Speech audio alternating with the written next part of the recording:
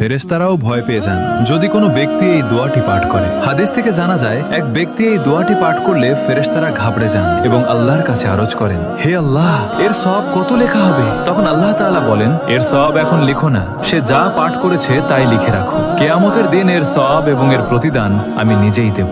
দোয়াটি বলার আগে এই ভিডিওটি যত পারেন শেয়ার করুন। হতে পারে কিয়ামতের দিন এই শেয়ারই আমাদের নাজাতের উসিলা হয়ে যাবে। আর কমেন্টে মাশাআল্লাহ অবশ্যই লিখুন যাতে আপনি দ্বিগুণ সওয়াব পান। দোয়াটি হলো, ইয়া রব্বি লাকাল হামদ কামা ইয়ানবাগি লিজালালি ওয়াজহিকা ওয়া আযীমি সুলতানিকা। তাই দোয়াটি শেয়ার করুন। হতে পারে এই আমলটি এই কবরের ভেতর আপনার উপকারে আসবে।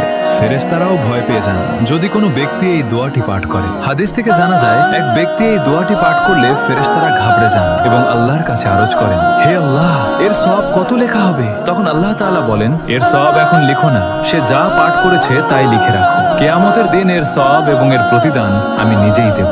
দোয়াটি বলার আগে এই ভিডিওটি যত পারেন শেয়ার করুন। হতে পারে কিয়ামতের দিন এই শেয়ারই আমাদের নাজাতের উসিলা হয়ে যাবে। আর কমেন্টে মাশাআল্লাহ অবশ্যই লিখুন যাতে আপনি দ্বিগুণ সওয়াব পান। দোয়াটি হলো, ইয়া রব্বি লাকাল হামদ কামা ইয়ানবাগি লিজালালি ওয়াজহিকা ওয়া আযীমি সুলতানিকা। তাই দোয়াটি শেয়ার করুন। হতে পারে এই আমলটি এই কবরের ভেতর আপনার উপকারে আসবে।